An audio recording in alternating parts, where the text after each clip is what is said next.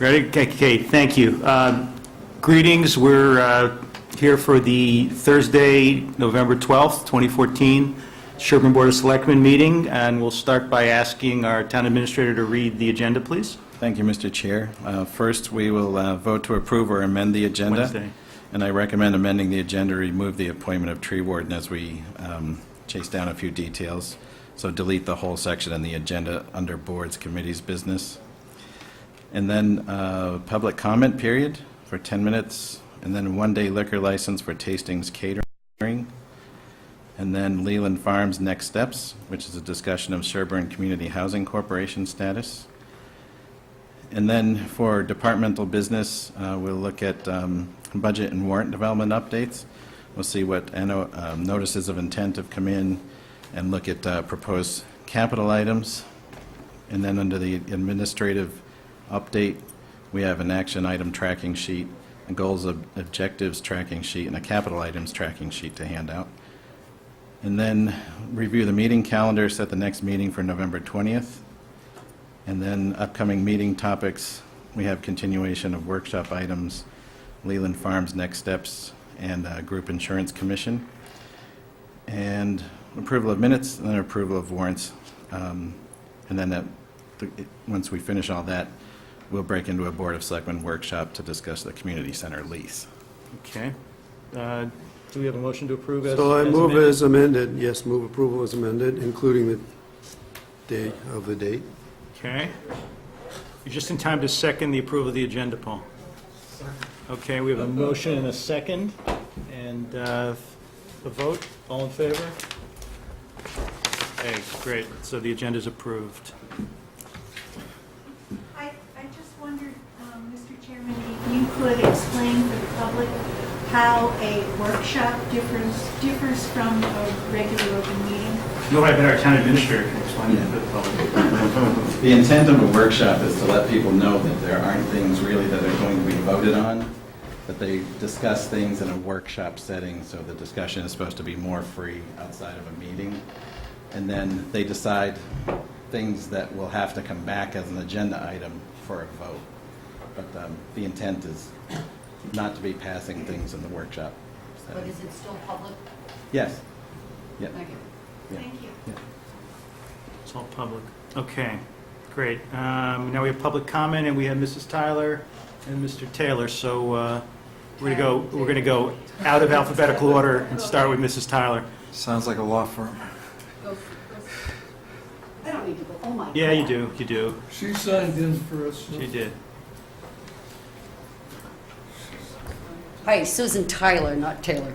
What I put on the list was the roadside trash. Yes. It's that time of year that I always ask that the selectmen or the town administrator send a letter of thanks to the ladies of the MCI for the wonderful job that they do, and they do a heck of a job.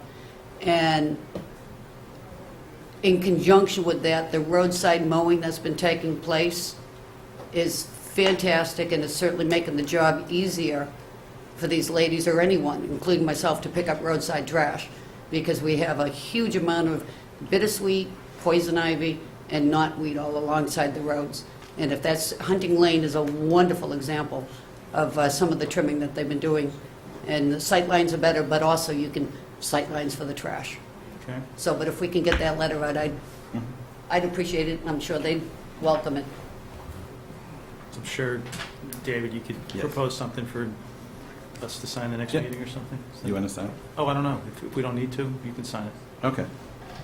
No, we'll do it. All right. Mr. Taylor? Elliot Taylor, 30 North Main Street. But you know that. I have bright lights shining on my house from both Rose's Garage and the Sherborn Inn. And the lights at Rose's Garage are very, very bright. He shuts them off, about 7:15 every night.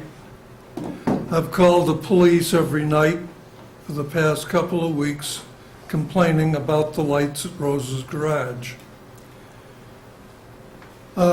I really shouldn't have to put up with this.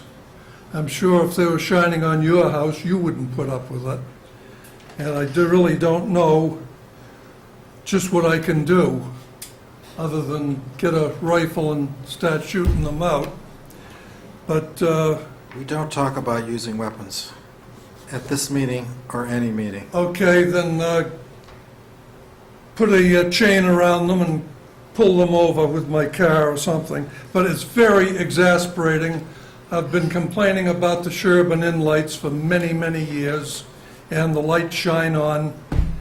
So I would request that both Rose's Garage and the Sherborn Inn be shut down until these lights are set up to my satisfaction. And now we have a one-day liquor license hearing, I think. It's 7:15. And who's here for that? Is that something you're going to present, David, or? Yeah. This is, it's a one-day liquor license for Tastings Cater. It's for an event being held at the Sherborn Community Center on November 22nd, 2014. I've talked to the chief about this. He's not requiring a detail, so this could be approved with no detail. However, there is an error that we found in the wording of the insurance that we're working out, and I know it will easily be worked out. So if you approve it, you should approve it pending proper proof of insurance to the town administrator. There's no, the blank where it says general liability is required in the amount of blank. Exactly. Is that the error? Yeah. Okay. Either they need to update the insurance certificate to remove the reference per agreement, or update the agreement to put the liability in there. So what we chose to do is fax that to the catering company and have them initial with the Reference amount in page. it. Right. Okay. And I'm sure they'll initial it and send it back because they do have the insurance. Move approval.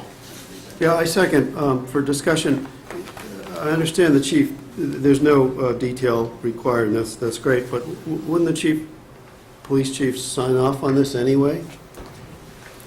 Well, I mean, I'm just looking at a form, you know, we went over the form issues last time, and here again, we have that form, as Mike pointed out, we got that error, and you're gonna fix it.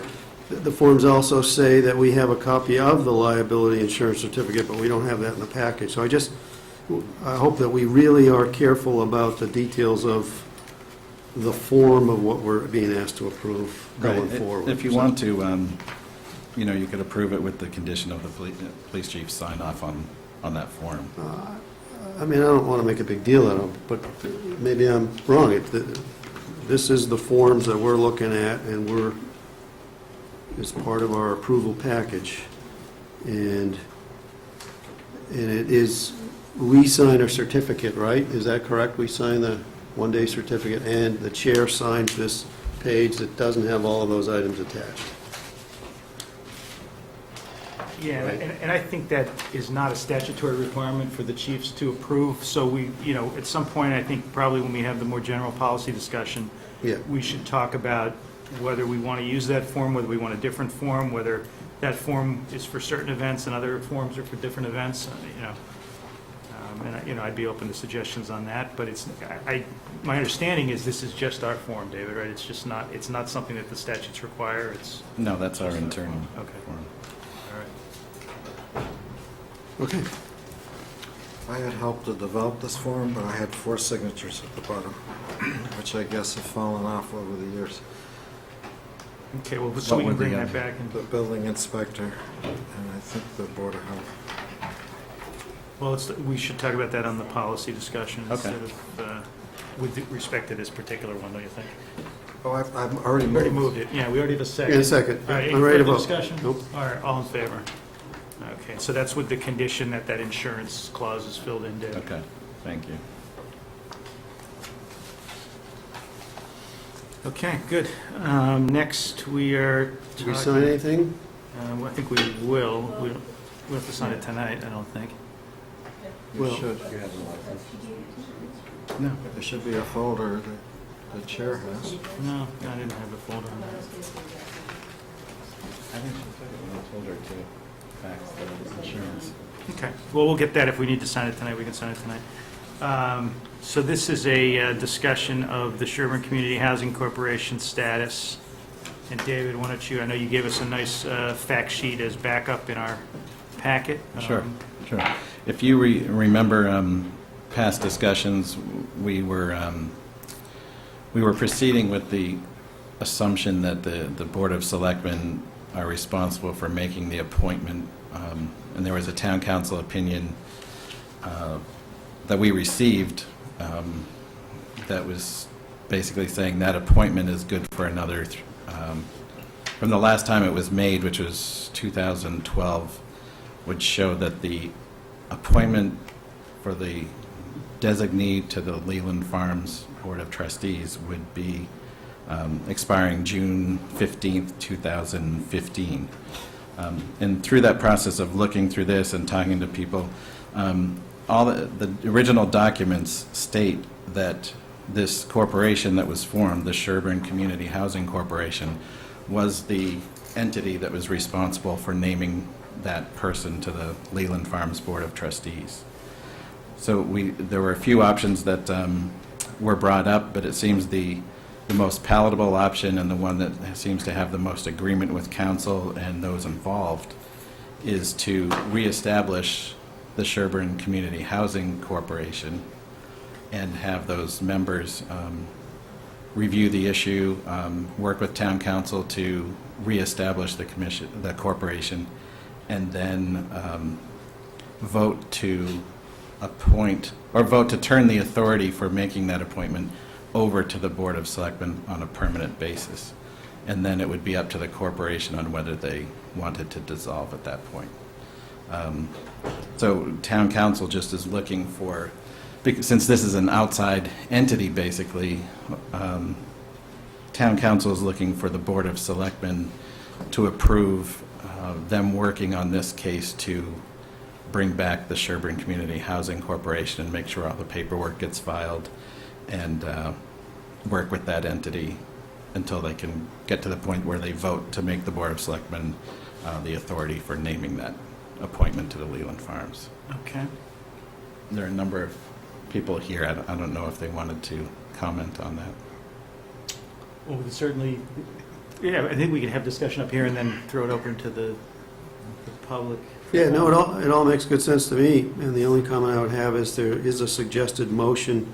It doesn't differentiate between revival and limited revival, and I think the key here is limited revival is what we're trying to do. So I just wonder if we, Right. in that suggested motion, if that's what we ultimately make, that it, we add on a limited basis or some such thing. I'm And not that's the so we lawyer. wouldn't- we So wouldn't that's be the one-year required to- deal, and, yeah. And we wouldn't have to do all those filings and so forth. So you'd say on a limited basis Yes. after having. Yeah, the because operation. I think that was also contingency of the folks willing to participate. Okay. Anything, Paul? Yeah, I agree with this in part and disagree in part. I think the record's been pretty clear here that I don't believe this corporation should be dissolved. I think it has important long-term benefits for the community. It's a corporation that was the subject matter of special legislation. It allows the community, should we desire to do so, to undertake housing projects with abbreviated processes and exemptions from various complicated state laws. So I have consistently opposed dissolving the corporation. Instead, I had understood that the current board didn't want to serve, and so I thought they had resigned. But if they hadn't, I would add to this that after the authority for appointing a seat on the Leland Farms trustee gets transferred to the Board of Selectmen, that the current, those people who don't want to continue to serve on this corporation end their role and designate one or more additional people who are willing to carry the corporation forward. and I would delete the part about dissolving. So we would amend where it says, understanding that the corporation may after doing so dissolve, just remove that piece. Yes, but I think the corporation is dissolved now. It was involuntarily dissolved. involuntarily. Right. That isn't what this contemplates. This contemplates actually winding up the affairs of the corporation. Mhm. And Well, we're doing the limited revival, right? Which if I read all this stuff in council's descriptions, it's up to 1 year, I think is the term, that this thing could stay revived. And in doing so, we don't have to worry about filing umpteen years' worth of reports that are required and so forth. Which are At a 15 cost. I don't know if it's a $15 killer. each. Yeah, I mean, you know, it's two things. It's a modest cost, the annual reports, and it's an administrative exercise that might not be burdensome. I'm not certain, but the point is we're trying to accomplish one thing primarily, which is the ability of the selectmen to appoint the Leland Farms representative on behalf of the town. I'm in agreement with that. Right. What I'm hearing you describe, Paul, may or may not be the right way to go, but it's a much bigger topic that I don't think I'm prepared to solve this evening. I have a But it's in here. That's the problem. No, the reason I added that, understanding that the corporation may after doing so dissolve, May is not dissolve. a part of the, It's not required. right, it's not, it was supposed to be for It is informational, so you understand that that's a possibility. The papers that are going to be filed with the Secretary of State say that the purpose of revival, I'll quote it, quote, "The applicant seeks revival of the corporation in order to appoint a fifth trustee to Leland Farms Leasehold Condominium Trust and to complete the process of winding up the corporation." So that's the legal papers that are going to be filed. And this business about winding up the corporation, I don't think is in the public interest.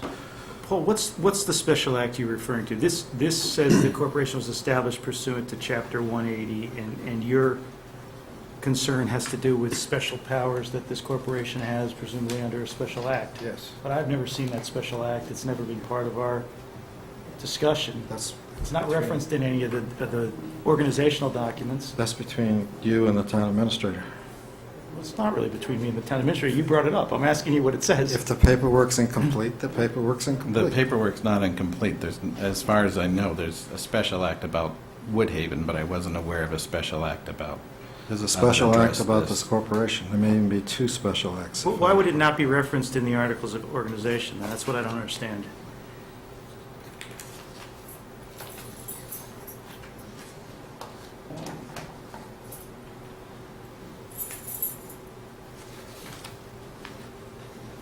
I don't see it in here. I've never seen it in here.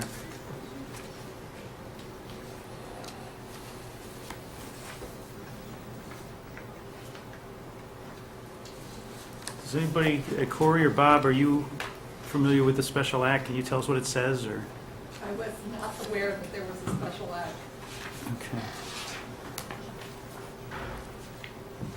I want to see the special act, because if we're going to make a decision on that basis, we should know what we're dealing with, what it is I that... think if you go to a computer, type in the general court, go to the general court, then under search, type Sherborn, you'll see a list of statutes that refer to Sherborn. If you scroll through there, you will find one or more special acts. For the corporation? Yes. Okay. It's not hard to put it into the Selectmen's reading packet.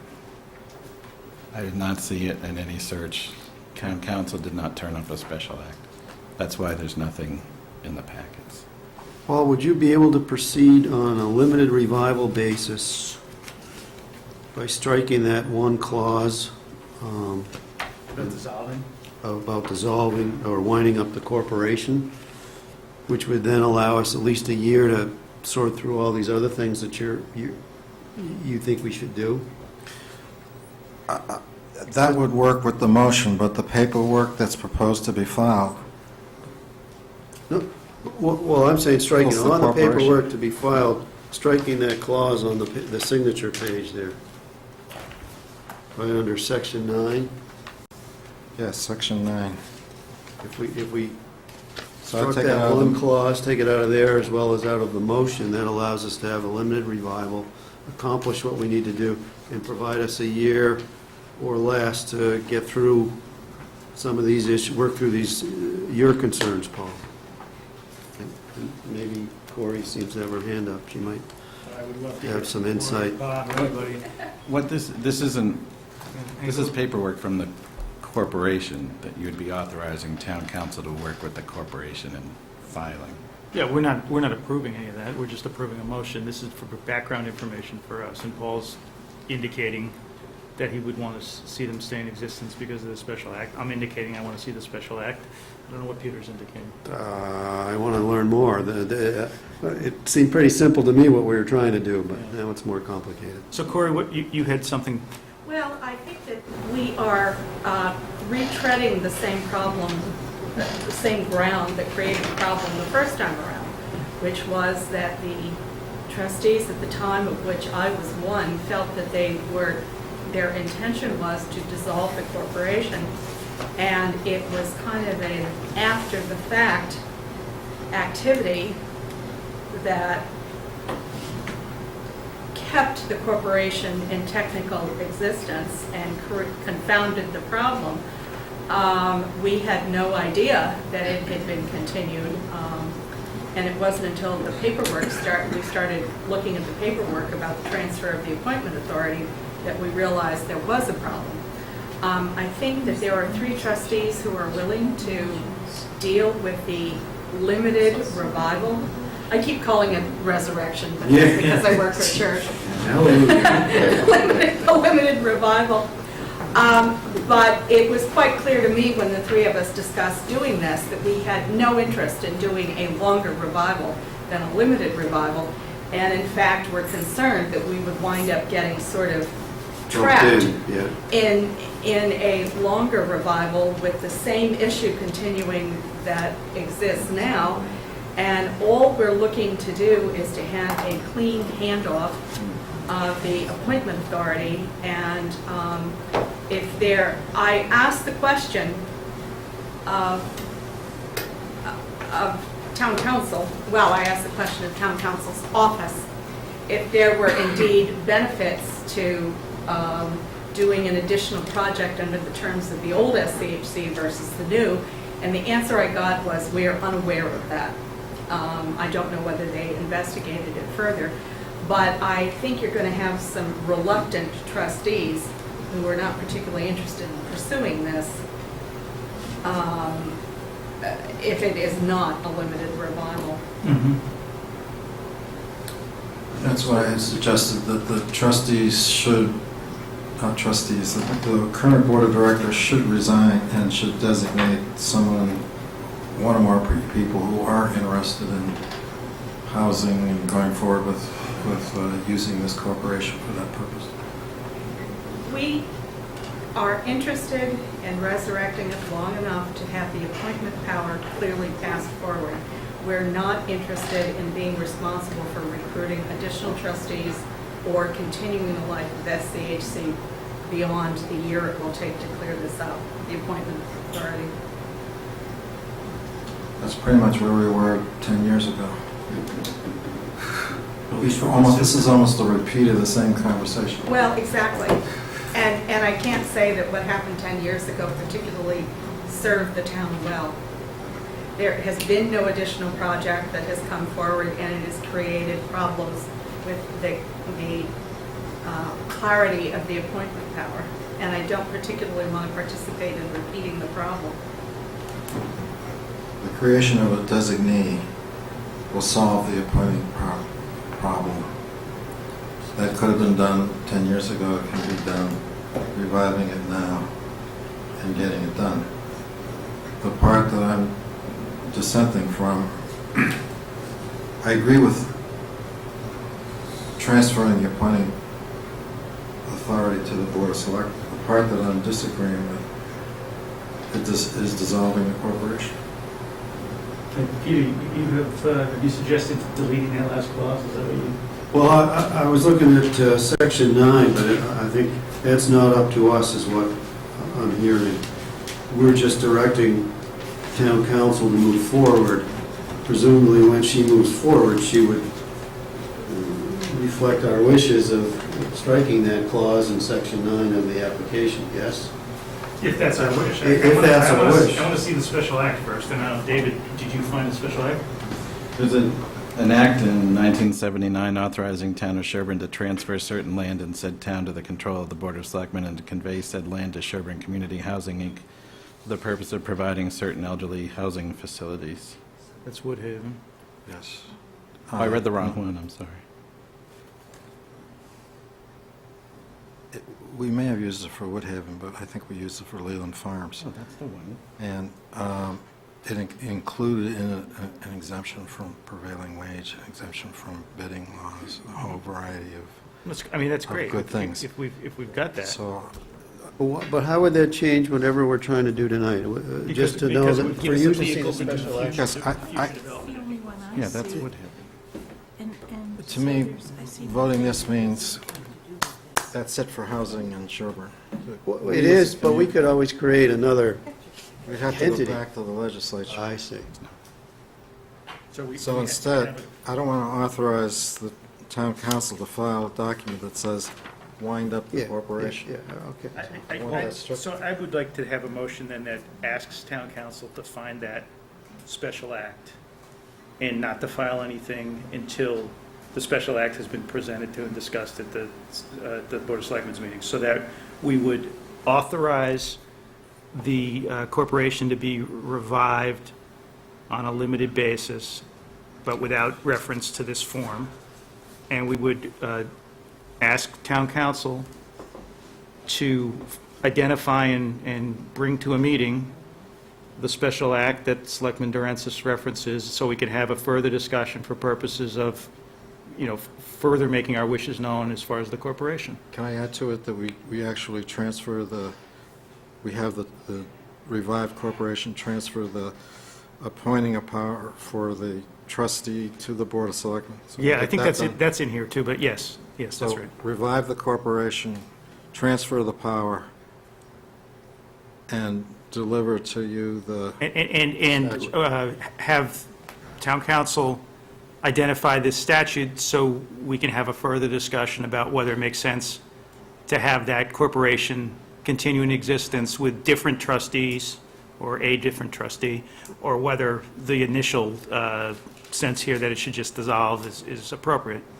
So if I could be Nicky the dunce here a little bit, how do trustees get involved in this? Do we appoint the trustees, or think they people step just forward. volunteer and step forward is really how it works? So, I have to say, I do have a slight question as to whether, I understand that the Board of Selectmen is being generous and allowing town council to provide the legal service for this procedure. And I also understand that our interest is having the appointment authority given to the Board of Selectmen. But is it really the Board of Selectmen's decision whether SCHC revives itself on a limited basis or a permanent basis? Is it the selectmen's decision to do that? It's ultimately your decision.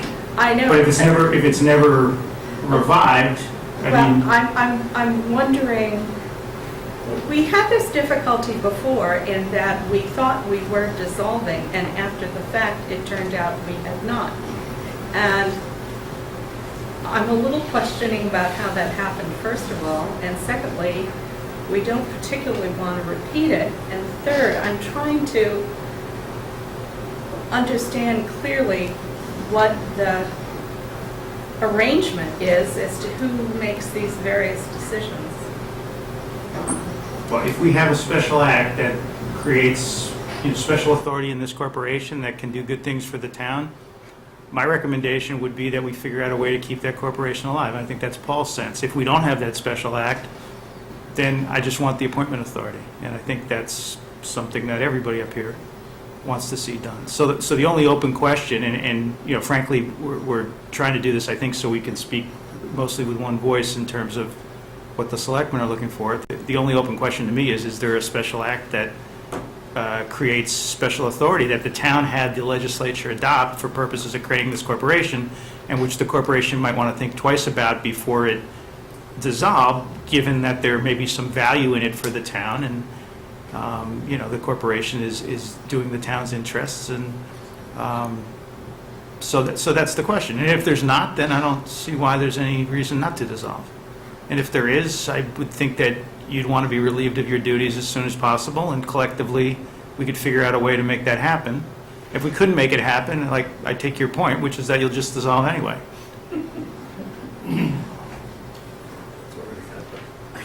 We are dissolved. Right, but if you're revived first, I suppose that's right, you could hold on to the paperwork and not revive yourself, too. It's called a letter of resignation. All we can do is authorize, we can't direct you to make yourself revive. Well, I cannot speak for the other trustees as to whether someone is willing to sign an application for revival that's longer than a year. I don't know whether that's the case or not. I'm pretty sure you're not going to have to do that. Okay. You know, you'd only have to do that, I think, is if you found out that there was a value in doing that. And at that point, you'd probably want to figure out who your successors were and revive yourself only for the purpose of appointing your successors. And then you could get out of the picture and they could continue. You know, if you volunteer for something once, you're stuck with it forever. You know, this is what you're finding out, right? It's going on 20 years. Mike, we don't have any weight or authority to convince people that it's a good idea that they should step up and serve on this. And, you know, the first thing somebody might say, well, what are you going to do with it? I mean, put it up with a great property or somewhere. I mean, you know, you're looking for trouble, and we're just looking to get out of it. I mean, you know, I think Corey especially has done more than her share. I mean, I was chairman of the building committee, which was almost a full-time job at the time, and you know, I haven't thought about it since, and have really no interest in doing so. Yeah, and I don't think anybody here envisions that there's going to be anything substantive that goes on other than either reviving it and turning it over, or reviving it and dissolving it, right? Other than handing the appointment authority over Right. to the selectmen, and then the selectmen can appoint somebody other than Corey to continue as trustee, if that's everybody's wish. Oh, big slap.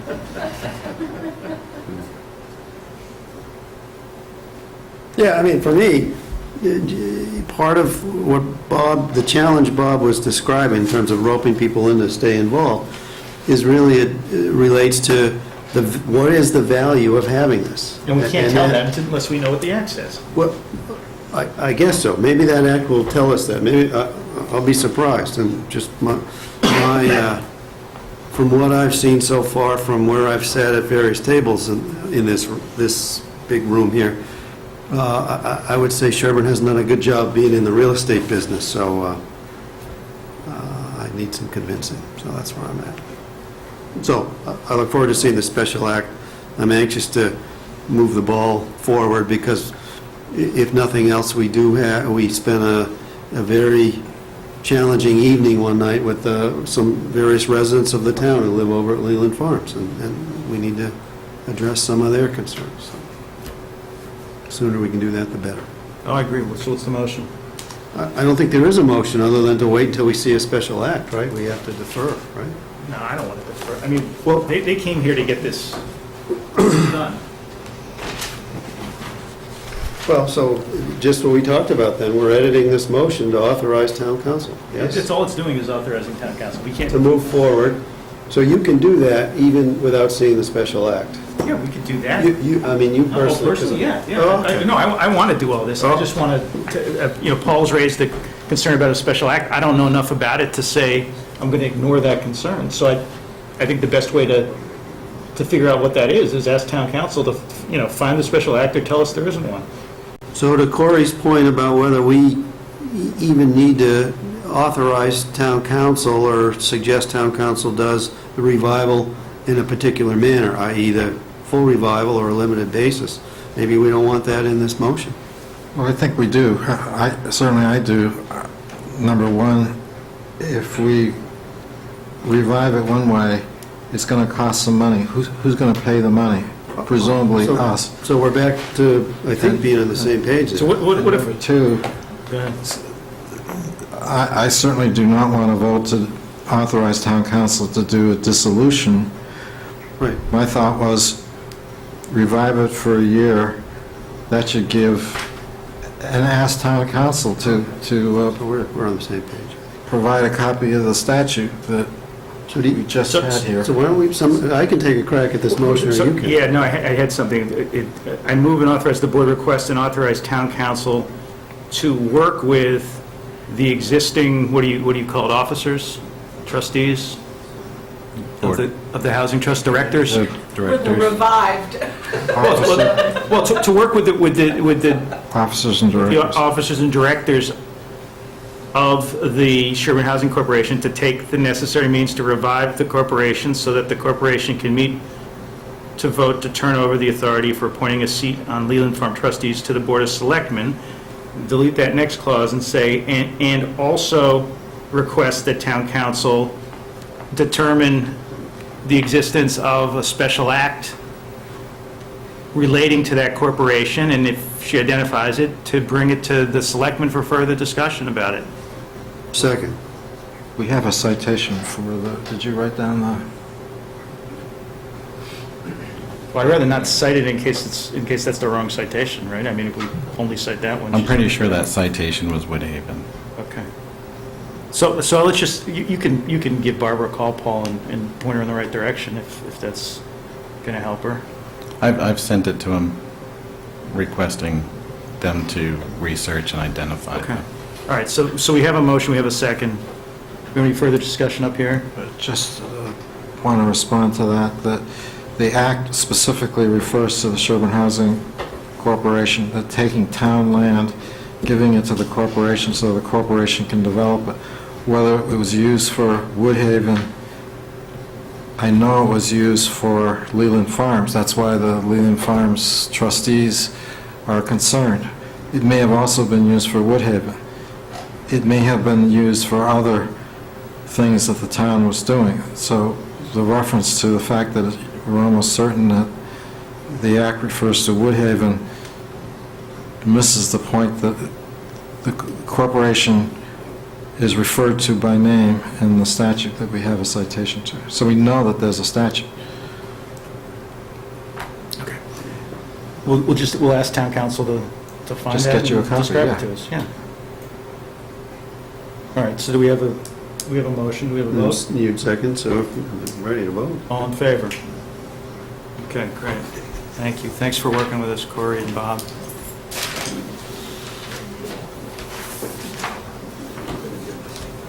Okay. We are up to the budget and warrant development, so David, you're going to talk about that, I think. Right. Basically, the response for notices of intent has been pretty light, but at the same time, throughout the year, I've written down pretty much every potential article that may come up at some point. So I just wanted to pass out the list of those that I've been collecting, Okay. and we could go through them, or maybe just take them and review them and put them on the next agenda. Okay. Can you remind us, David, what the drop dead date for getting those notices of intent in? Notices of intent is December 4th or 5th, was it? I don't 6th? remember if it was that early. Oh, Michael later? Yeah. So I'm just saying that so that everybody, that, we have thousands of people that watch this that might be interested, Yeah, Not to we- mention- are reminded of the deadline. Tweets and all the other Yeah. things that people do about our meetings. Yeah. I'm gonna hand Find us on Facebook, the Selectmen, Sherborn. This is one for each, or? Yeah. You All right. gotta turn your head and read this, 'cause it's oriented to. Oh, got it, yeah. So there's one page that's of articles that have been kicked around, and then there's another page of capital items that have been kicked around. So we've been trying to identify dollar values and that kind of thing. But there's probably only a third of the articles on each of those pages that are imminent coming in as a notice of intent for an Well, do we article. have, for instance, you have the first one, I think, of the regional IMA. Just so for their plan, for the region's planning purposes, are we likely to be approached for an IMA? Yes. Again, because ours was only a one-year deal, so we They Yes. we have have to to deal make with that a that. long-term, they want to make that a long-term. No, I understand that, but Right. one way or another, they've got to get an IMA from us to carefully plan their budget cycle. Right, that's an imminent article. Any of those that, We have to wait till the end of, wait till town meeting to do that? No, we signed I that, think we just no. signed it. So I think Yeah. we need to get them on an agenda, somebody from the region on an agenda with us, I agree. sooner than later, Yeah, so that they can And I thought plan they were properly. planning to come in at All some right. point to do this, Yeah. but I thought it was closer to February or. it's later, and I've talked to, or communicated with Steve Bliss that, they're driving the process of bringing that agreement to us. Okay. So, And Barbara's aware of it, and, we consulted with bond counsel last year as well. so David, on this list, this is the list of the things that kind of were circulating throughout the year that you've kept track of as a potential thing to pop up. But Right. we've seen no one pushing most of these, there's been no action that we know of on them. Right. The first few come out of Yeah, all things that the stuff. selectmen have brought Right. forward in the past.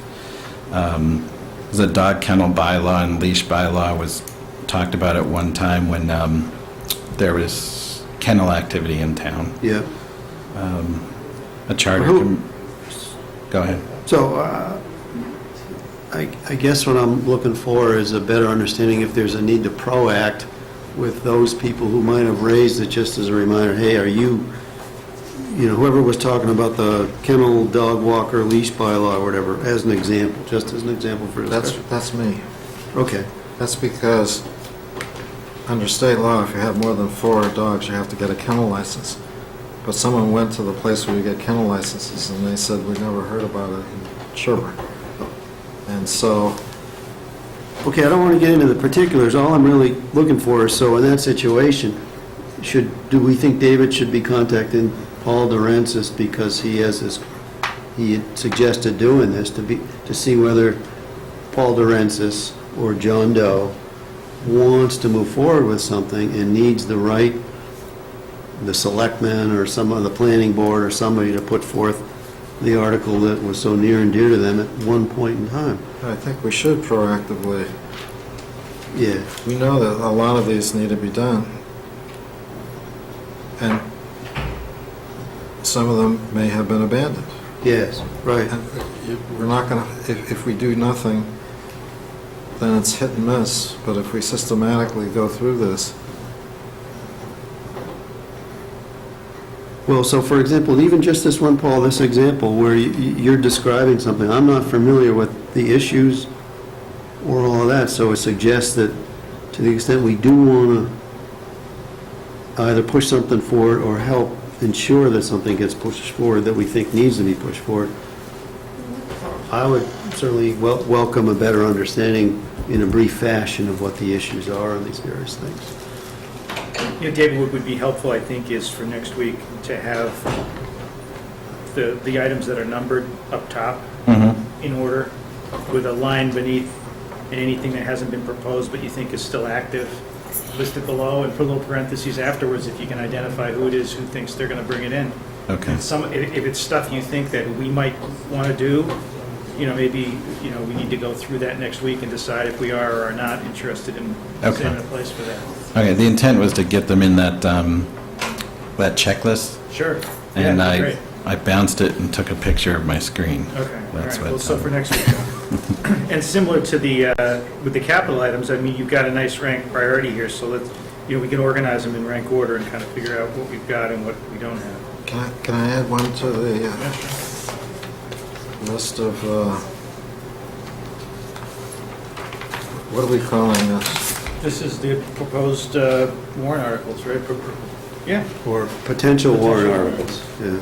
All right, well, there's a new law that says that for domestic violence, you can take up to people have a right to 15 days off. But it's up to the local community to A, adopt rules and regulations, and B, to decide whether it's paid or unpaid and so on. We need to address that, and so I assume the personnel board, That would be certainly something you'd see Working would on it. come out of that, yeah. but it's got to come to a decision point about whether we're going to do paid leave, unpaid leave, how it's going to be administered, what language. Yeah. If we do nothing about it, it'll get imposed on us Okay. in a way that we don't want. So All right, so that's something for in that line item, PAP amendments from Personnel Board, presumably that would include this domestic violence issue that you're talking about, if What does PAP mean? Personnel Administration Plan. Ah,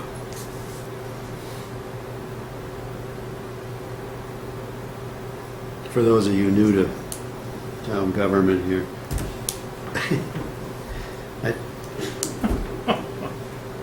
Sarcasm's flowing thick I'm up here. sorry. Just kidding, I think that's a abbreviation David and I have been using anyway. So I added that. Yeah. You thought it was a made-up word like reappropriate. Well, nobody ever said he was good at spelling. Transfer station. So have you there's talked to no- Harley? I know he's got a bunch of them on here. Yeah, we haven't fleshed those out. He just has general ideas, but it's what we can get to. Is the town water options committee likely to bring something I believe forward? so. I think they're working hard, very hard. So, Because the people are waiting with some bated breath on something there. Yeah, I mean, I don't Yeah. know what it'll be, but Yeah. I think it'll probably be, from what I hear, probably be requesting some engineering funding to do a, Gotcha. you know, Not digging up the roads quite yet. I think they want to have engineering before they start digging the roads up. Just one of those things. Otherwise, they may, just dig in circles. Yeah. Okay. Yeah, so this is Pretty good. complete list. And actually, that's Extensive here, I think list. that's on here. I think it's on Gotcha, capital. I think it's on gotcha, capital list. gotcha, gotcha. it's in both everything that's places, yeah. either has been talked about previously from the selectmen or talked about in any other conversations with any other committees. So we don't have any more fire trucks immediately imminent, I think. Yeah, I think that ambulance or there's an anything. ambulance at some point, but Yeah, I don't think it's for next year. okay, got it. The big one, with CM&D vehicles, a 1-ton and a pickup truck. Yeah, That's a big ticket item. And then the traffic lights, the controller was going to be 80, I think, around 80,000. And I had asked Ed, let's get a number to update the controller and the actual physical lights and poles and everything. so that's existing lights, that's not adding any new lights to any new intersection? No, that's replacing the existing lights with something that is a little And when do we nice. go through this stuff? Well, the budgets need to be submitted by December 31st, so we'll start reviewing the budgets as they come from departments. And, We should be scheduling those groups, though. yeah, Yeah. and Will we do those after, don't we do those, Paul, after the first? After we get notices of intent, Yeah, we bring people in. yeah. I mean, as soon as we have actual stuff together to Yeah. bring in, but right now it's just ballpark. Before we did the TA thing, right, of doing all the selectmen's budgets, because we're still on topic, I think, Mhm. we used to do the all-day Saturday thing, right, Paul? And that was December 5th. I mean, the time when we did that stuff, which was before those budgets then got submitted to advise, by the end of the year and then get to advisory. We had gone through that stuff. where CM&D director came in and police department came in and stuff like that. Now, we're not doing that because it's all residing in David, but I think we still need to We need that budget. think about that. Well, right? the intent as far as the budget was, the advisory guideline is a 1.5% increase that I sent out today. Yeah,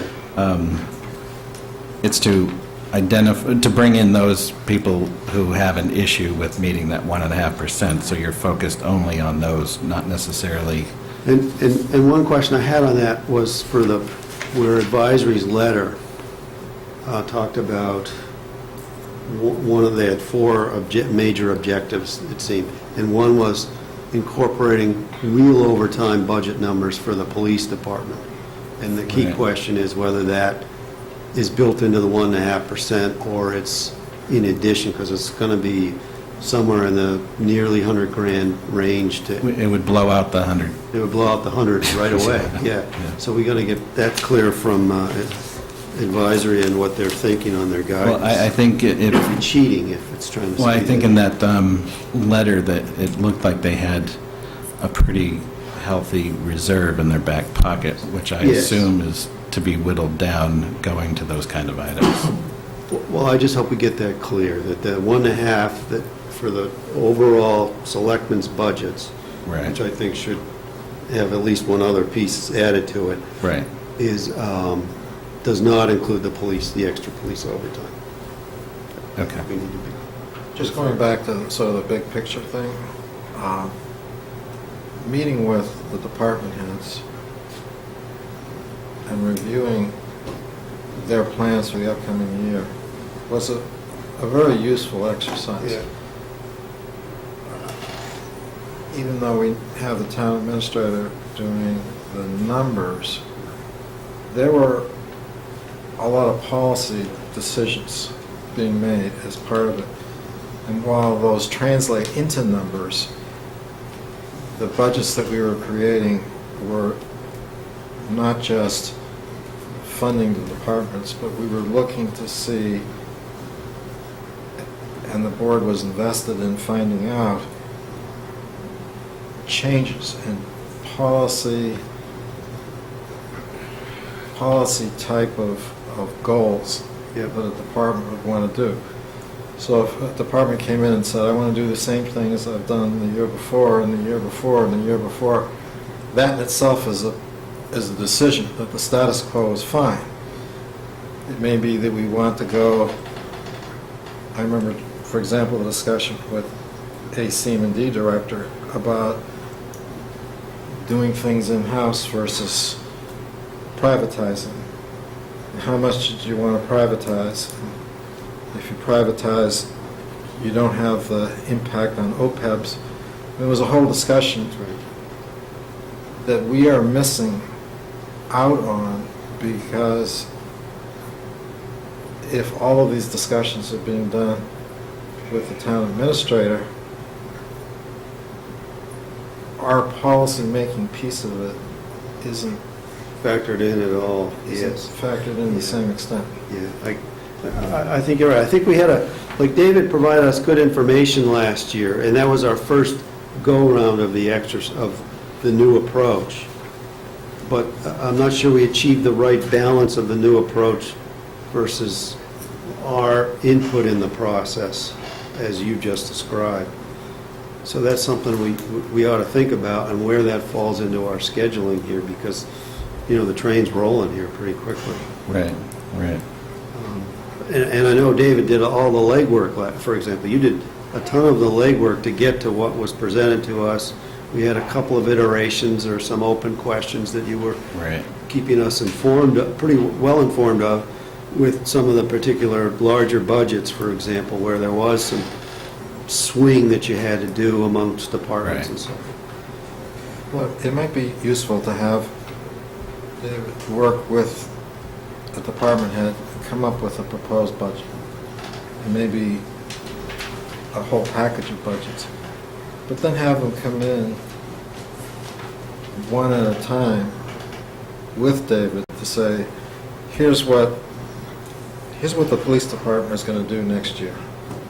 We're going to add 2 officers. We're going to put more emphasis on working with the schools. We're going, whatever the overall plan is. That informs us and the public. It puts more explanation behind the numbers. Yeah. But it also provides us a chance to give policy-type feedback to both the town administrator and, I'm using the police chief as an Right. example, but it could be anybody. Right. That maybe we want more emphasis on this rather than that, or maybe we think that, why do we need so many officers? Or maybe we don't have enough officers. And where is he going? Where's his vision? All those discussions didn't happen last year. I thought we met with every board last year. We met with every department last year. Met with every department. Every department also had, as much as they could write in their budget, and they provided a narrative on basically a wish list of what they would do if there was More money abundant available. money, Yeah.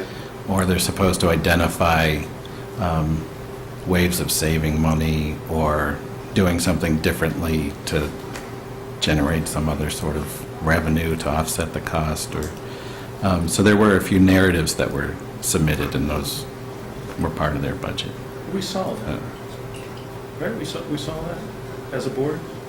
You The question was received, when we saw them and all of that. I think it happened certainly for the larger departments I mean, later in the game, later in the game. I don't have than any interest in doing David's job. I mean, I want him to do it, and I think he did it last year. I think it's important that we see this, but I'm not sure we have to be at the front end of this process. Well, that's why I suggested that after David has worked with the department heads, maybe have the department head and David come in to go over the particular budget and explain it. So what's different from last year, I guess is what I'm wondering. That's what I remember, I thought we did last year.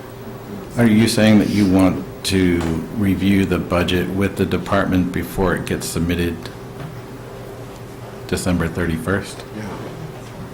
That That's was- different. That was the time issue. So we didn't have that discussion with the department, we had the discussion with David before the 31st. I mean, CM&D, for example, came in on December 31st. Yeah. By the time it was finalized. Well, I think it would be helpful if you looked at what the scheduling looks like, David, in the budget process that you're doing, and when we might be able to participate along the lines of what Paul's describing. Because it did seem we did get to some of these people, it was already into the January, February timeframe. And that may be just as good at the end of the day. I mean, fundamentally, the end result was that we had a town meeting with a $25 million budget, and there wasn't one question asked by residents. They were well informed, or they were comfortable with the leadership of the town, both from advisory and department heads, whatever bit we add to the process. And the December 31st budget is really the start of the conversation at advisory. It's not. You made adjustments in January. Yeah, Yeah. And that's how we dealt with that last year. yeah. But I can tell you, I'm just, thinking back to years past, where in the beginning of December, there was always an all-day session with the selectmen and their department heads And what happened going after through that? What things. happened And then those budgets January, got submitted. February? In January, February, I don't think there was much further to do. It was more dealing with this kind of stuff. I mean, I think the conversation back and forth between advisory and the board and the different departments was constructive last year, and I think changes did get made, and Yeah. I don't know that we want to bow out as of December 31st from that discussion Right. and have it all be between advisory and, I mean, the intent last year was to narrow Well, I'm not down, suggesting that, Mike. those problem, twice. to narrow down those problem areas that were going to require the most discussion, which was the transfer station, police overtime. And I mean, it's the same. Same items. Well, so how much of the budget do you think you can get developed by, the first meeting in December? I mean, we can bring something in that's a trial budget. I mean, it's $65,000 distributed among 12 budgets. It's, $65 new thousand.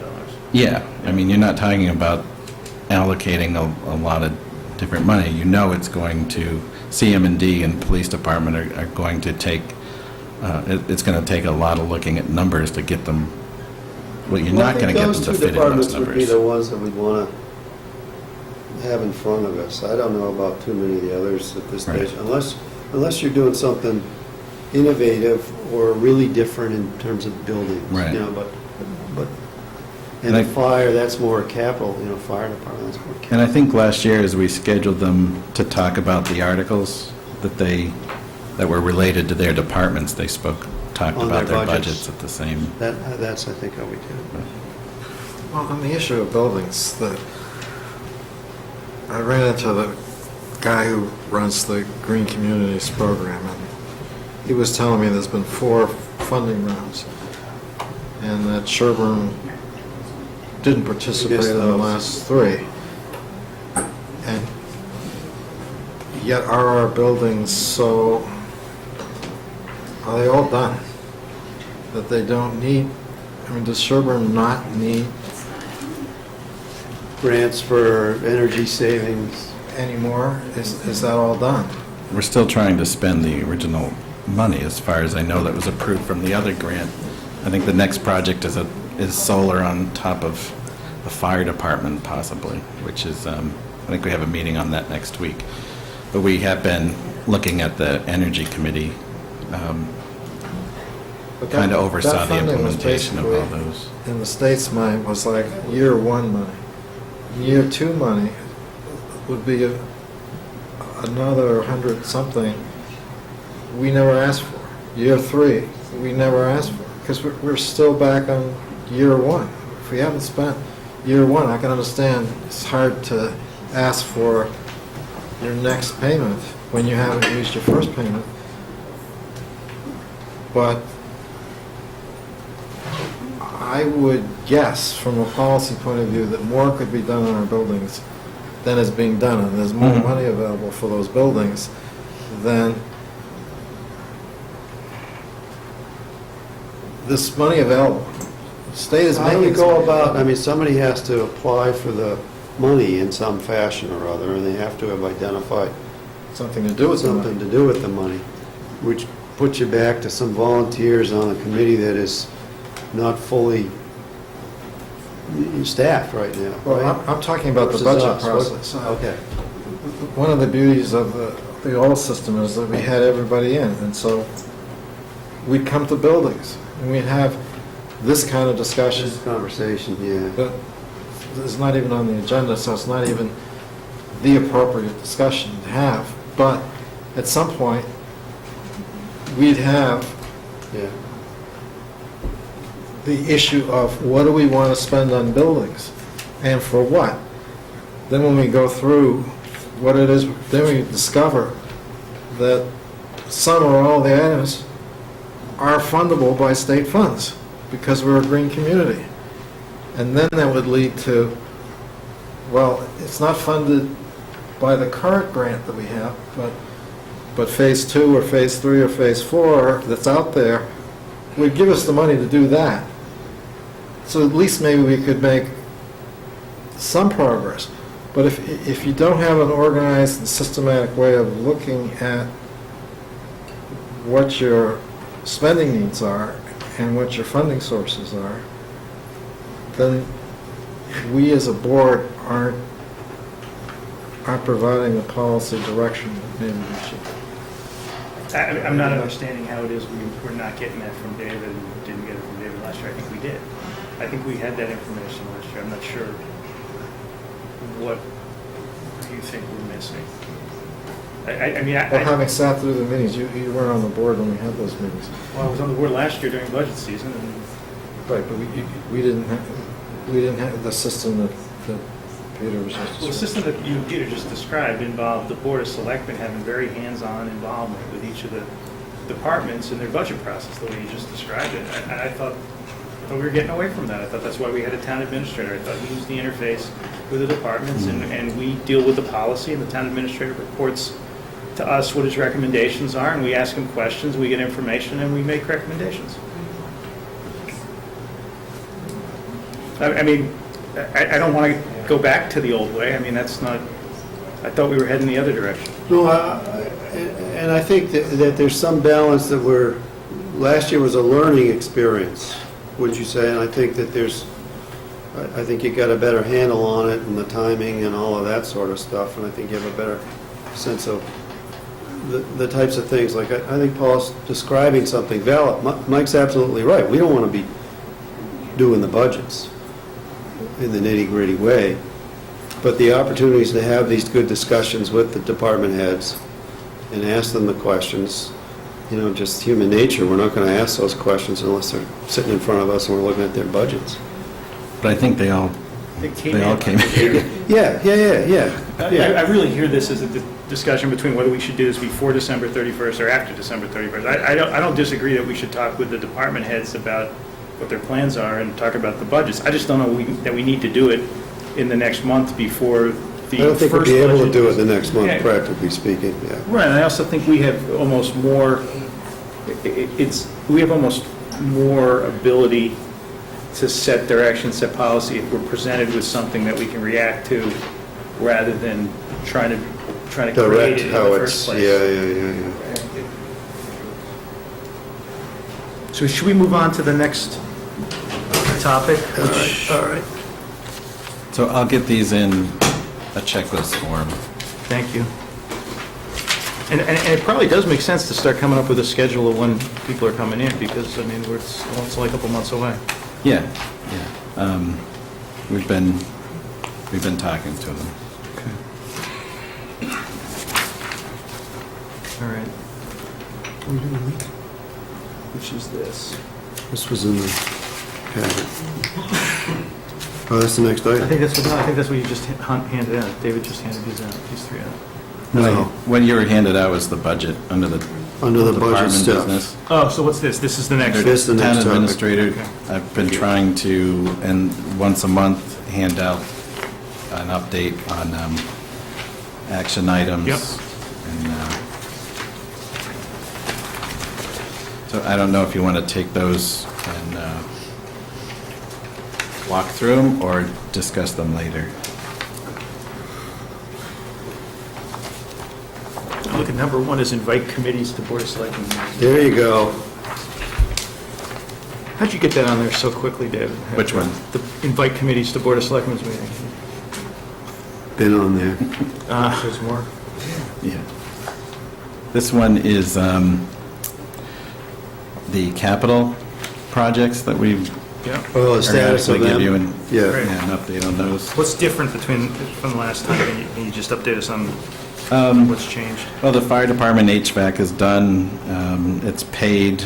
There are a couple of bugs being worked out, and we still have a retainer of $8,500. So there was an invoice in the package of like 59 grand, that's kind of like the final payment? That's his final payout, except for the holdback. Except for amount. holdback, yeah. Yeah. And that's all within the dollars we had Yeah, well, actually, we available, and it came have, in better, like the gentleman was in here? yeah, we have a number of, there's probably still around 10 to 15 Yeah, grand. that's good, that's great. But we'll see how that goes with the remaining items.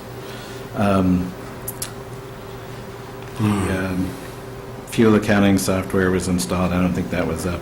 The transfer station's been paved. Actually, as the binder course was applied, the final coat will go next spring. Farm pond management plan, I'm pretty sure that's all done. So who has that then, if it's all done? We have it in our office, but I mean, it's, I got you, okay. we've had it a matter of days. Can I just go back to the middle? Snow fighter, we're getting it after the snow season. How do we get ourselves into a situation like that? I don't know. You know? We saved $30.08 though, out of all right, the there you go. 175,000, that's Yeah, probably why. yeah. You know what I mean? I mean, I think from the time we order even like the fire I truck. mean, I know it's this 9 stuff takes a long months time to year. get, but Yeah. gee whiz, this would have been a good one to get I mean, I thought that truck was going to fall apart the next day when we were talking Right. about it. The radar message board that's been up and being used. Police command vehicle should be in this month. Computers were replaced. Any other items that were as a result of the annual town meeting as far as petitioning the legislature and all that stuff is taken care of. So I'm just mindful, we've got a lot of people here waiting to have that workshop, and we're 20 minutes late. I just want to kind of see if we can crank through the rest of the agenda so we can get to them, Yeah. unless there's something that takes a lot of discussion. No, So no. here's what I'd suggest, if we could, since it looks like we're going to do this monthly, if we could, Try. if it's possible to get these before the meeting, so that we can go through them, and then we're just going to come with whatever questions we have. Right. You know what I'm saying? Yeah, that was the intent to get them. Gotcha. But we had some, And we're not doing the goals, objectives, you didn't hand that out, or you are? I have it that you can take with you.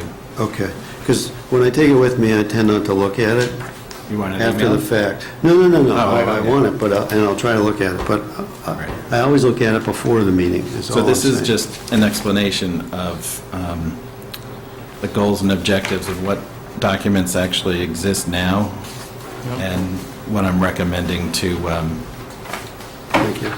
to move to, because we don't really have adopted goals and objectives. Great. But we should try to get that done by the end of December. Can we put this on the 20th Yep. for discussion?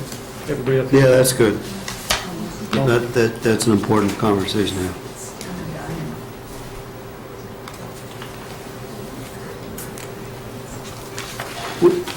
We have action items, well, we still want to know the number at some point. Where are you on that? That's this thing? Yeah, the action item was, Okay, yeah. Which We number? we just saw that today, the plan. Yeah. The Abbey Road plan we just saw, so. And we still have a report coming back from our appraiser evaluation. I'm sorry. I on Abbey lost- Road. Oh, yeah, we have the properties that, the documents that Mr. Murchison, Right, but that was going to be handed to our appraiser to have the appraiser review those and work on a final report, right? that hasn't gone to her because I wanted to confirm if that was a I gotta see it. recordable. I got to see it, but. Yeah. So, once we can verify that what he presented to us is the recordable documents that Does it have a we were surveyor's expecting. stamp on it? I'll have to check. Well, we'll check later. Yeah. So can we have on the next agenda then, we're going to have this goals and whatever, and I guess I have, and the action items. Okay? Okay. And maybe we move them up to the front of the agenda so we actually get to Get them. through it, yeah. Get through it. Okay. All right, and Great. what else, Dan? So there's the calendar, there've been no changes to the calendar, so you just need to set the next meeting date of November 20th. Yep, okay, so moved. Second. 20th? November 20th at 6 o'clock? You do that? It's a Thursday, 6 PM, right? We check the calendars. Yep. Turn my calendar on.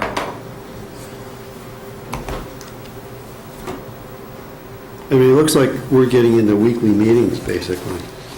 Well, Thanksgiving's the Or- following week, so. No, I understand that, but That's as why. you start to look Yeah, I into think that, December becomes a December, heavier schedule, sure. yeah, December through March, Sure. April is, Yeah, we may have to adjust some of those for Yes. different conflicts and things. yeah. November 20th is good. All right, And what's the next one after that? It's got to be December, huh? I don't know, we don't have to set that tonight, but we can, I think it's David will tell you. December. How about November 27th, so whoever's serving turkey? I can That's have some Thanksgiving, more yeah, no, that. Guests I'm come. coming to your house. Plan to come to yours. I get to be with turkeys every Thursday evening. I don't know. Yeah, there you go. The next one after the 20th would be December 4th. 4th, yeah. Okay. All right, anything else? The one payroll for my item that I can't sign Yep. myself. And we have, do we have to approve the warrant? Or you approve And the we have the warrant? license. I can, Does anybody have anything to withhold from the warrant? I didn't see anything to withhold, no. Move approval. Okay. Second. This is the warrant for the town For the town administrator, so he can't sign He's his own. raised a point, and that is a good question. It'd be nice to just,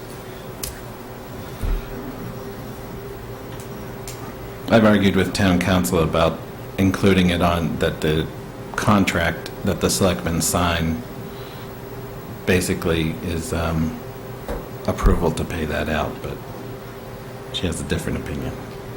Well, I think what she's saying, we have to actually verify that there was Every performance under the time contract? that it has to be a separate, right, I mean, I right. think so. We're probably not verifying that you have a contract, we're verifying that the contract was fulfilled for these 2 weeks, right?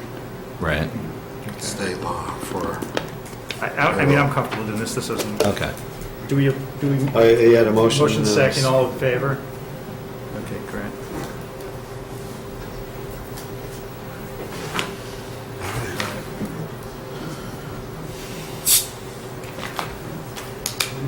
Okay.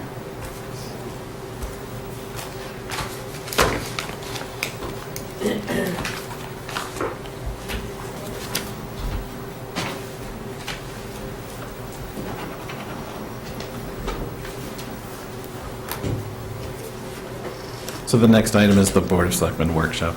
Okay. That's great.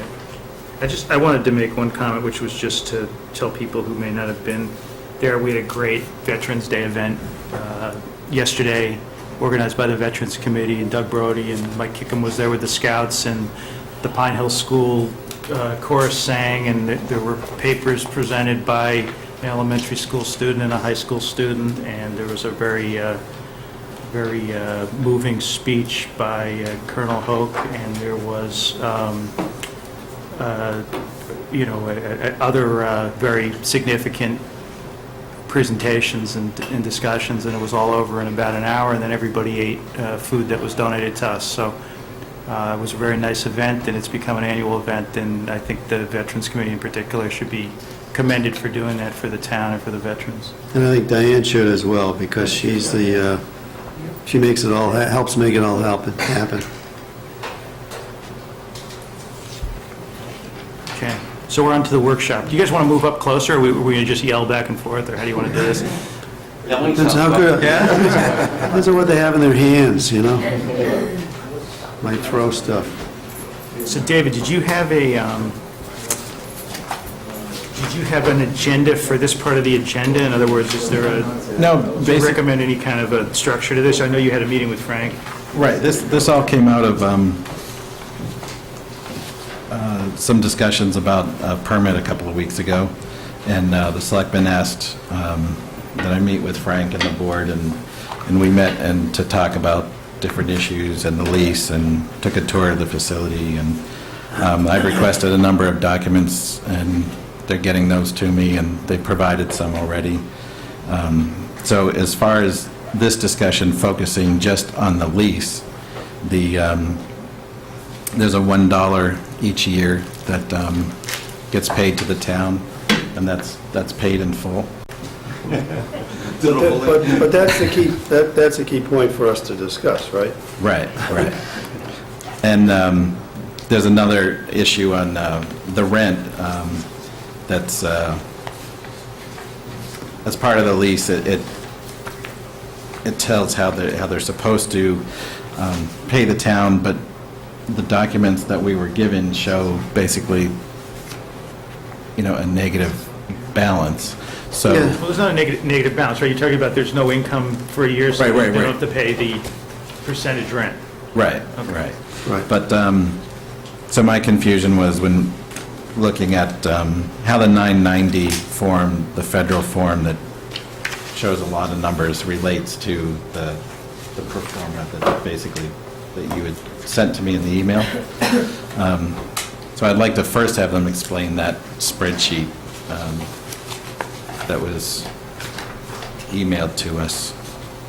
Because the point is, just for people that don't know, the lease agreement says that it's the greater of $1, or what, 80%, 90% of operating profits is defined for your events. So it's your event income revenue less the costs of operation, repair, maintenance, cleaning, and upkeep of the leased premises. So that's what's described. So that was a question I had when this first came up, and whether we were supposed to get something filed annually to the town, and nobody could come up with that, so just wanted to be sure we had that. So now, at least we have a schedule, and I have a service where I can get 990, so I was able to go back 3 years. And, at least one of the years, the numbers on your 990s versus this aren't the same, so it'd be helpful to, not necessarily tonight, but This is the sometime. 2013. Well, not just 2013, but if you, went back the last few years, you could take the 990 numbers and say, well, how they relate to the form you're using that then shows you have a negative income. Is that asking too much? No, we can explain that right away. Okay. Well, is it- Because that's the point of confusion. I'm not trying to cause a problem, but, there's a piece of paper, it's an agreement, says something. Well, Chris, you have an explanation you think we should hear tonight, or you want to do this? Yeah, I mean, it's very simple. Sure. The lease is defined, the lease clause that you're talking about, I think, is section 5A. And it defines private revenues as private event revenues from private citizens, cell tower lease payments, office sublease rent. So that net private revenues, line number 1, that's what you're seeing. You're not seeing our donations, you're not seeing the affiliate groups' money when they rent, and they pay us a small amount. Oh, gotcha. And I think that's about, if we had a fundraiser, you wouldn't see those funds either. It doesn't include investment income either, Doesn't include investment income. because your returns are showing like $2,000 last year of investment income, but that's not in the formula to pay rent on. So when you're in the 990, Chris, Yep. the 47,994 for 2013, that had some of this affiliate revenue is what you're saying, and you back that out, and that's why Yeah. you show 43,677 or whatever. Okay, Yeah, I get that. We use QuickBooks and we have it all segmented. Gotcha. So, Yeah, and then the expenses well, go ahead, you were going to get to that, I guess. well, I mean, the routine operating expenses, straightforward. The what we call non-routine operating expenses tend to be capital oriented. In the past year, we had replaced two boilers. That's 20,000 right there. Yeah. No, 10 each. So we try to think about, okay, what's our normal routine income if nothing had to be fixed? And then we add in what are the non-routine expenses, which tend to be one-time electrical, plumbing, fixing the elevator, fixing the roof. But the agreement provides for repair Yeah. and maintenance. Yep. And it doesn't say routine or otherwise, that's your designation. No, that's our designation. Yeah, I'm just pointing gotcha. out, so you can see that non-routine number fluctuates. That's the number that's hard to control. I see. And does that show up in the 990 as one of the, in some of the numbers? In the 990s, all the operating expenses, period, show up. Yeah. So it's going to show up either as general expenses, or a lot of these fall into the occupancy cost category on the 990. No, I think you're reasonable. I guess looking at it more closely, I got a sense of what's going on. If I look back at 2012, that might be one you and I offline could just, Sure. you walk me through, it would be beautiful, so I understand where you're coming from. Then I'm just looking out for everybody's best interest, that's all. But what he has provided with the numbers they've compiled is you're losing money every year We may as have to, defined before you factor in other things that help keep you afloat and, if we don't get moving forward. donations, yes, that's when we and that's a run into key thing trouble. to make up the difference. Donations, memberships, fundraisers, right? Yeah. If we ever make a profit, you'll know. It wasn't designed that way. It Yeah. basically was designed that we would pay $1 a year, but that mostly, it wasn't supposed to be a profit thing. No, I understand. Yeah. No, but you're very, but at the same time, you're very good about seeking revenue opportunities and maximizing your revenue opportunities, as we know from other aspects of discussions that we've had recently. If it weren't for the cell tower, the town might be paying for the fund, because the cell tower is the biggest revenue generator Gotcha, for us. yeah. So I think the biggest question in the lease was that financial arrangement. Yes. Are you satisfied that no? Yeah, and I just want to go through with Chris, just walk me through the 2012, because that's one that looks like there could be some opportunity depending on what's in the line items on the 990. I just want to assure the public who are listening to this thing, this arrangement was set up because we had a building that was historic in nature and was one that the town did not have the means to take care of reasonably. And so we had to do something with the building. We could have sold it, we could have demolished it, but instead we wanted to preserve it. So we created this arrangement, and we have volunteers who come forward who are, I believe, unpaid for all the work that they do. They do it out of Don't even mention the love of the community and the love of that building. And they put in countless hours that aren't expensed here. And if you actually allocated the value of their time here, this would be an enormous deficit. And if it ever fell back to the town and became our responsibility, it would be a gigantic headache. And it would get us involved with things that we're not well equipped to handle. Like, we're not well equipped to find donations, we're not well equipped to put on weddings and bar mitzvahs and all that kind of thing. So we have had the benefit of this organization, and they've really worked hard. And the purpose of the 90% clause in the lease, the purpose of the 90% clause in the lease, I think I can speak to with some authority because I signed the lease somewhere. Yes, my signature's on the lease, was basically a safety valve, that if we had a board that, a community center foundation board that simply was making a lot of money and doing nothing with the building and it was falling down, we'd have the safety valve that we could recapture the money and apply it to taking care of the building.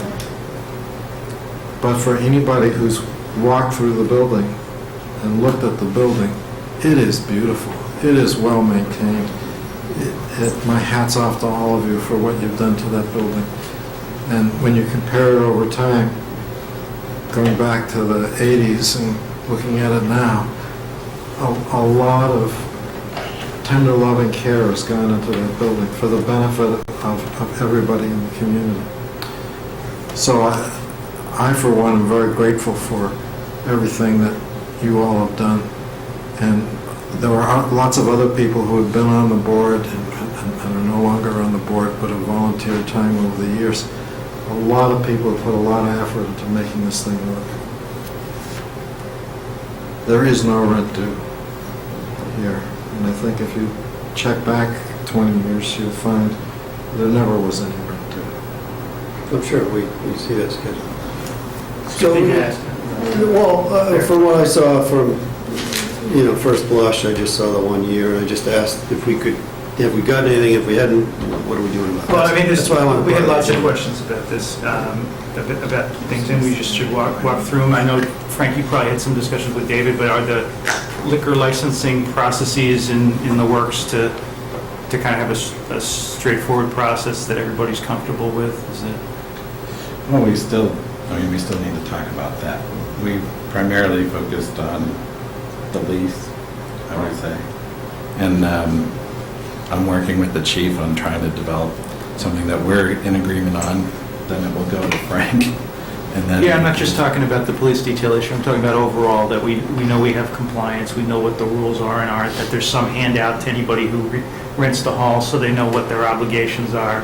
Either they have to have a license, or they don't have to have a license, or their caterer does, or their caterer doesn't, and what Right. they can do if they're serving alcohol, and what they can do if they're not serving alcohol. We need those Yeah. policies. Yeah, and I've requested, I think some of them come in, and then there are some more that you wanted to gather or send over. And I know I sent you an example from another town of how Yeah. they handled theirs. I'm not saying you'd want to handle it the same way, but it was very Right. thorough in terms of all the issues it addressed, and I think we should be equally thorough.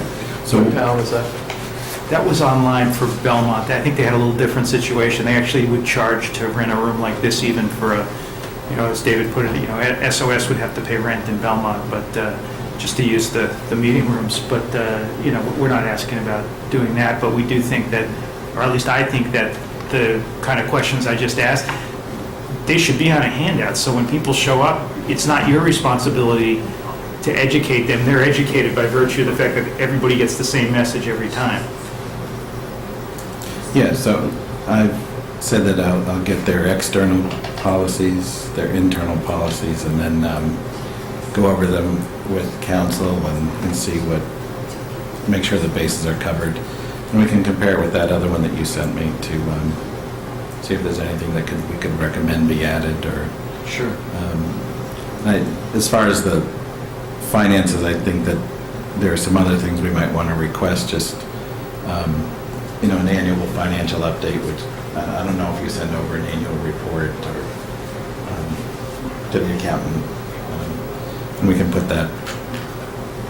And part of the thrust of my asking these questions is, how is the town, this side of the relationship, been doing, working on this lease agreement and working with you and so forth, and we came up short.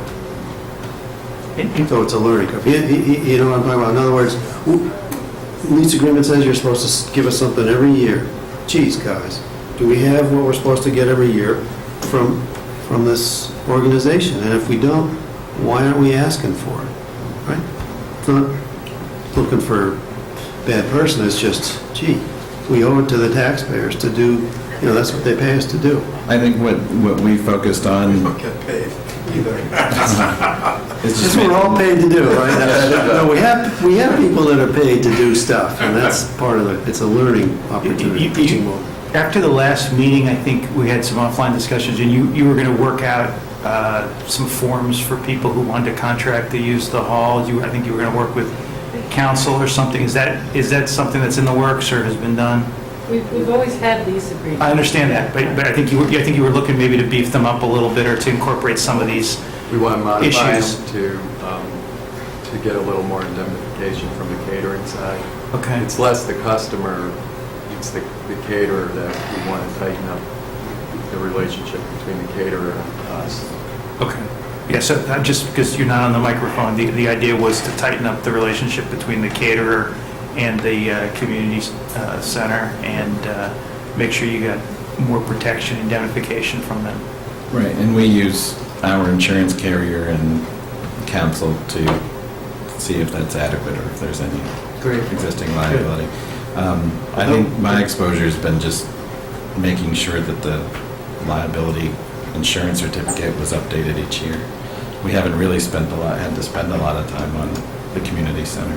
Yeah, and I mean, my objective here is to, and I think Peter wanted this on the agenda, but I did too, and my objective is to make sure that we don't have to ask a lot of questions, that townspeople don't have to ask a lot of questions, that the processes are in shape. I mean, these guys are doing a great job. Right. And so it's not really fair to have them come in and get raked over the coals for, individual events or other things. And so I think the way you avoid having that happen is you have processes that are clear and established and agreements that are strong and that are, looked at once in a while. And then you guys go do your thing and it's not, you don't have to deal with the bureaucracy, which I'm sure you don't want to have to deal with. There's a lot of work just dealing with the events and all the runnings of our buildings, so that's what I'd like to focus our efforts on. Yes, absolutely. Yeah. So right, so the idea would be to get the rest of it kind of running on almost an automatic basis and working with David to get that in shape and town council and whoever else. Just to help educate me as well as others in the community that might not be familiar with all the stuff that goes on there, can you just give us a Cliff Notes version of the types of activities that you all have going on there and the types of events that people might be interested in using, renting the space from you and all, using the facilities? So we offer the building for a variety of functions, for a variety of needs, and for a variety of requirements. And part of our lease, it even states what some of those are. And that is, first of all and foremost, that we use it for the community. That we use it for what we call our affiliate groups, which are the clubs and the organizations like the Boy Scouts, the Garden Club, COA, whomever it might be, that we have a building where they can meet and do whatever that they want, have needed, and so on. We also provide the building for a level up from that for those same groups. And that's what they want to put on a fundraiser, so that they're using our building to fundraise for their own organization. In which case, we have a very minimal charge that barely pays for the cleanup and the operation of the building. So that's another really important thing that we do. So the COA Christmas Fair, for example, our crafts fair. We always beat Paul selling the cookies. He's a great salesman when he sells those cookies. And where tomorrow night is a plug for the Playground Committee. They're doing a fundraiser. They've done a couple of fundraisers there. And we are assigned to be there. So it's like, we do those things. We're busy bees. I'll bet. So one of the things that we do anytime we rent out the building, especially for a fundraiser or for a function, is we have a function, what we call a host. And the host is a person we hire, or it's one of us that is at the event or the function, so that we make sure everything is going okay, that nothing crazy happens, that we kind of oversee and protect our building, run out of toilet paper, the toilet doesn't flush, whatever, run the elevator, the most important thing. Yeah. So all of that, so that people are moving and going through the building, and the building's cared for, and so on. So again, we either have somebody we hire for that, or as Mike was saying, that we go there and spend that time, so that we don't charge for that we actually give that as a benefit to the community. Right. And then we also have our own events that we run, the Sherborn Community Center Foundation events. Those include things like the Friday night at the movies. Yes. It includes the student director program, where we have dances, jamming in the Reds, game nights, movie nights, so on. So every month we have something with the high school groups in our building. We do an event, a fundraiser ourselves each year, which we came in front of the board, which was a wine tasting the last time, it was about a year and a half ago. Yeah. That went well. And so we have different things. We've done dances and casino nights for those types of fundraisers. We do things like the Cornerstone Forum, so using the building to educate our community, or for community education. We also use it for civic aspects, the caucus. The Historical Society did a function at our building as well. There's a whole host, and it spans everything. Not to forget for the high schools, middle schools, the sports, they do their banquets at our facility. It's just a nice place to have those types of things. If you come into the building, it's absolutely beautiful with the intricacy and the beauty of the wall. It's not even wallpaper; it's wall tint. And tin ceiling with the beautiful chandelier and a beautiful large room. In fact, whether it happens or not, but there's been discussion that even maybe that Veterans Day may have outgrown the space, and where else could it be held? Well, Bingo. Those are many of the things that we use our building for. Another thing that we use our building for is to house a cell phone cell antenna. So that's actually way up in the attic. And thanks to mainly that we have the money to maintain the building, so that we can use it for all these other things that don't make a whole lot of money. So, but it doesn't, as you can see, it doesn't pay all the expenses. So then we do the private events, which we call private events, which are weddings, bar mitzvahs, could be a birthday party like we had, about a month ago or so. Yeah. And so those are private, they pay more for that. We do 4, 5, 6 a year, we'd like to do more, but, sometimes what ends up happening is that things like in the summertime, which is kind of prime wedding time, but we also have the high school, middle school drama program.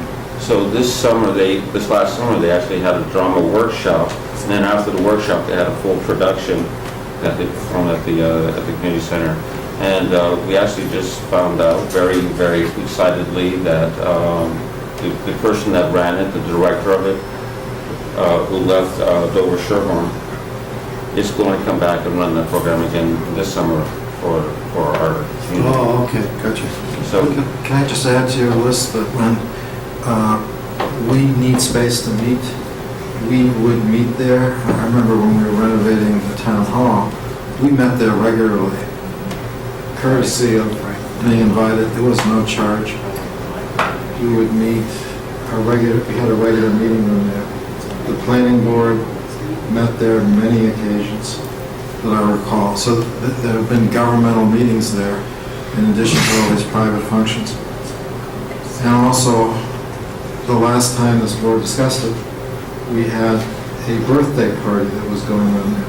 So in addition to weddings and dances, there are these birthdays that people have. And Once a year. each birthday once a year.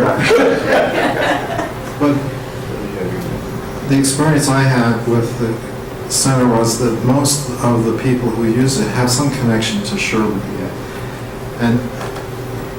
And so sometimes people try to be supportive of the community center and choose that as a venue and as part of being part of the community. It's a nice, one of the problems that we as a board had recognized years ago was that it was hard to maintain a sense of community in Sherborn with so many people traveling through, so many people working in other communities. So we wanted to consciously build community. And the way you build community, there are books on this and there are people who teach courses on this, but there are ways to build community. But one way to build community is to have a community center where people can go and have activities that are social in nature, where people, like they call them intersections, where people bump into people and have a chance to catch up on things. It's a whole art. But on top of everything else they do, they provide a sort of a center for the community. And you have a very informative website and people, if they went to it, would realize, oh my gosh, look what's going on there. Look what's going on. So we actually have two websites. One is for the community center aspect of our business for our community, which is the SherbornCommunityCenter.com website. We also have the 1858 website, which is more for the private events. The name community center may not attract a lot of attention from brides, like, oh yeah, I want to go to a community center to have my wedding. But when you see this building, the 1858, is so gorgeous, it's so beautiful, it really is a lovely place to have an event. So we have that as a separate website. So we have separate costs associated with having to support and run that private business. I would like to make one comment.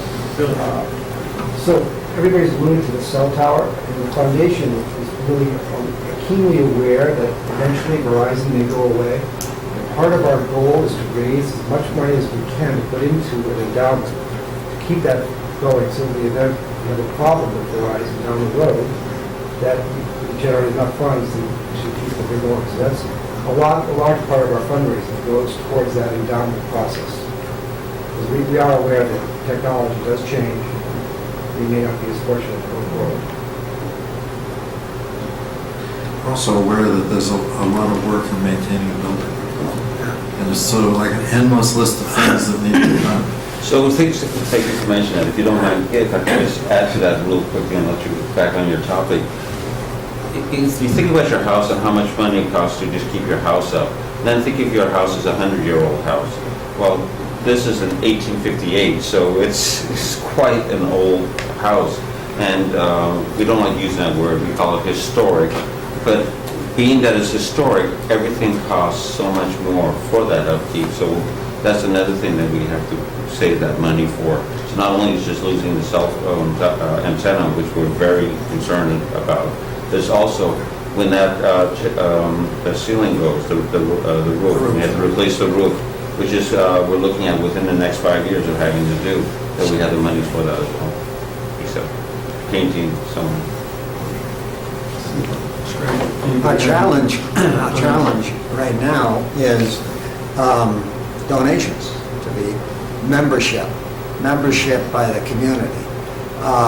And we just put together a letter that we're going to review with everybody, not you people, but the group, and it'll be going out in the mail within a week and a half. And hopefully, that will get the individuals that have indicated what a great opportunity that building is for Friday night at the movies, et cetera, et cetera, et cetera, to realize that we can only live by you living with us with memberships. And so we're that's our challenge right now. Pat, you had a comment? Yeah, just one thing, I don't know how much the board realizes, but back a few years after we got it going, we won a preservation award from the state for that building. And with that came a covenant that we signed so that all renovations, all work on the building had to be approved and with that thought in mind that it had to be historically preserved, which translates to more bucks. Okay. So, Thanks for coming in, that's great. Thanks for having us. Anybody have anything else more they wanted to say, or, okay, Well, to add to Patty, it's on the National Register for Historic Places. fantastic, yeah. So that is, Yeah, what I would add to this is thank you. Thank you all for how much you put into this building and how beautiful it is. Yeah, not for just coming in tonight, but for all the other times you've spent doing it. It's classic Sherborn, you know, so much gets done by so many volunteers. And wow, when you step back and look at it, how, if we had to do it, if we had to write the checks to do what you all do, it'd be incredible. We appreciate you saying those things. That makes us feel really, really good and appreciated. And I hope that you continue working with us and, with this next topic that we have to deal with. If you look at our pricing structure for these private events, I think you'll get an idea of what I'm alluding to when that topic comes up, for these details and how we can work something out and what is something reasonable that's going to work for all parties. Yeah, and Frank, that's not a topic for tonight, but that was one of the reasons I brought up what other towns do. I think it'll be instructive to understand what the practices are of the places. Not that we have to follow any particular place, but just so we understand sort of what the range of options are. I think it's better to be informed than to kind of shoot blindly on that. So. We also have to realize that they're in a competitive world. People are looking for an event, and they can see event venues all over the state at different prices. If they come to Sherborn and find difficulty and red tape, and We have free parking in trees, though, so. they have only one parking space entirely for the entire building. Only one light. Okay, hey, great, thank you. Thank you for having us. That's great. Do we have any more business? No? Do we have a motion to adjourn? So moved. All right, great, all in favor? We're adjourned, thank you very much. All right. It was great to see you. All right, all right, all right, all right. No.